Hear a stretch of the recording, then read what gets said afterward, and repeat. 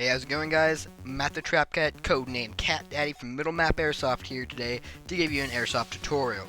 I'll be covering how to change your lower of your UMP UMG Double Eagle or any UMP clone. Some items you're gonna need that'll help during this breakdown. You're gonna need some screwdrivers, mostly just punches. I just show the punches too. You're gonna need some metric Allen keys, and a hammer is really gonna help. Of course, you're gonna need your UMP. So I can't stress this enough, metric Allen keys are really going to help considering this gun was made in Korea, at least the Double Eagle version. So I'm replacing my lower because both of my selector switches fell off when I was playing, and for some reason Double Eagle made it real smart to just, go ahead and just make it a part of the entire lower. So instead of buying it for about $10, you gotta pay 30. So first thing you want to do is you want to take your battery out. This will just help with a lot of wiring and other problems. You should always do this when you're going to work on your airsoft gun. So next thing you'll have to do is you're going to have to punch two punches out. One's in the back, right below the rear sling mount, which I'll show you in a second. I split this up just to kind of get this through because you couldn't really see me punching it out. But it's pretty self-explanatory. Just put your punch onto the little hole and then you just get hit it out. You got the first one out, and now I'm going to move to the second one, which is in front of the mag holster but behind the rails. So I speed this up too. And there's your second one.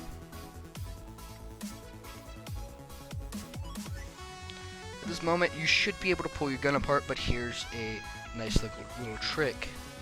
So you should be able to slide it apart, but I would discourage you doing it this way. I found out when I was doing this that you can reach into the where the mag is held and push forward onto the hop-up unit, and it should pull out of the piston, and you should be able to just pull it off real easily.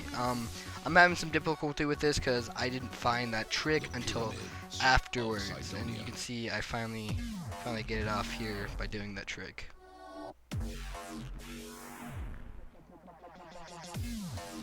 Bam, right there.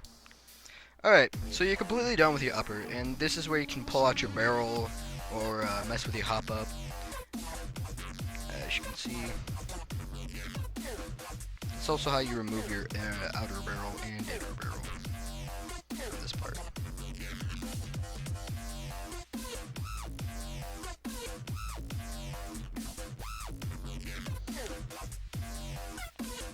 Alright, from here you're gonna have to use your Allen keys. You're gonna have to take out this part underneath.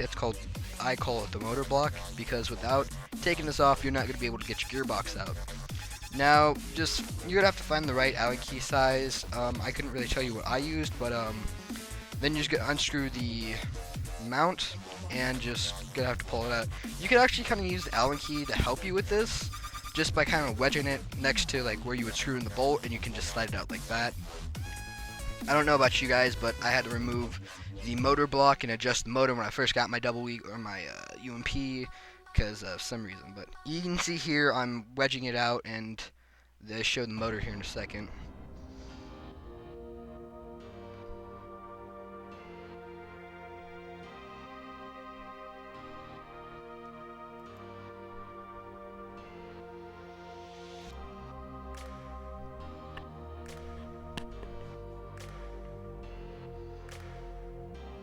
So I get the two bolts out, and like I said, I use the Allen key to pull out the motor block. It takes some getting used to, but when you finally get it out, you finally get it out. Alright, so your next part, there's going to be one last really thin little pin you're going to have to get out. I recommend using the Allen key for this because I didn't have a small enough punch for this, and you can see here I kind of just cheated and get it out. So now it's the task of pulling out the gearbox. Now, pulling out the gearbox isn't too hard. You're gonna have to really kind of wiggle the trigger.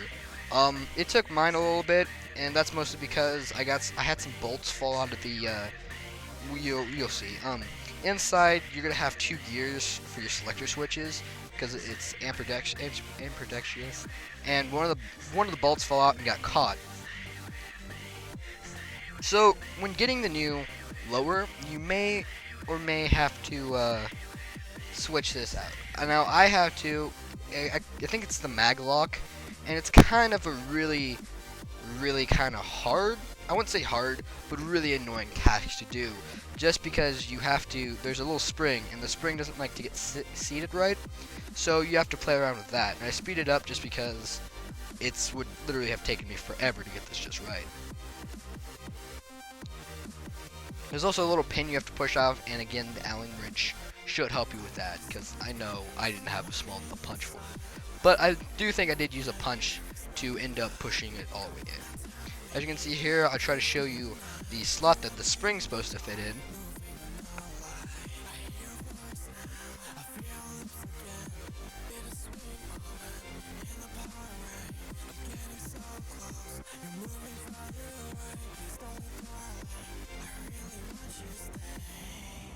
I speed it up here because this was a very time-consuming process.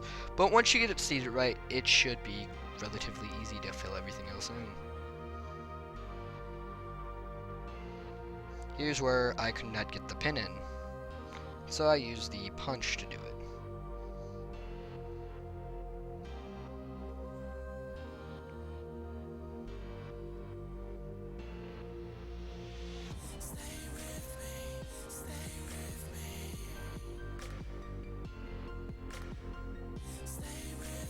And there we go. Now it's in. Now putting your gearbox and everything back together is, I would say, the simpler part. But as I said before, you may or may not have to loosen your selector switches.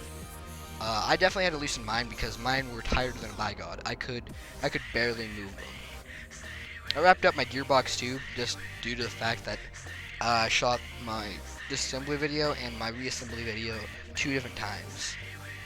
So I just wrapped up my gearbox just to make sure it was safe and didn't get dust or shit in it.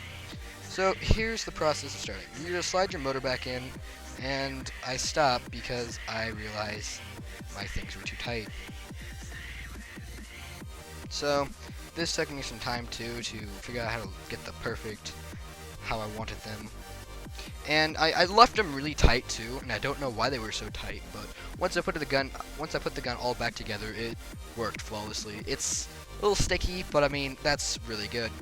I split up this too because it's pretty much just the steps exactly backwards. So you slide back the gearbox in, which is really simple. You tighten, or you put the motor block back in, tighten up the bolts, and put the pin back in. And all you have to do at this point would just be seat the pin, which this is what I hammer it so much, try to push it down. And then I actually show you the trick on how to get it back in. Real nice, where you push up on the pop-up unit. I open the back door so I can pull the wires through. Push up on the pop-up unit and just get it seated real nice. Push the wires in, shut the door, and bam, boom, bomb.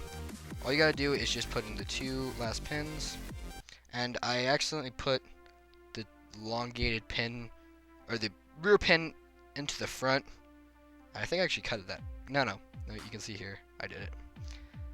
I put the long pin in the front, which was meant to go in the back, and so I had to undo that, and that's mostly the reason I sped it up. But here's your finished product. It's real nice. I shot it a couple times, and it works flawlessly. It locks even better with this one, and it seems like I don't have to every so often fix it back. The ambidextrous feature works, and it's all great. I really like the gun, and yeah. So if you guys want to see more airsoft content, subscribe to Middle Map Airsoft. If you want to see more of me, you can check out my personal channel, which is Alpha the Riding Wolf. I post dirt bike stuff over there. But go ahead. We mostly post battles, and hopefully I can get some more tutorials. But I just want to say thanks for watching, guys, and I hope you have a wonderful day.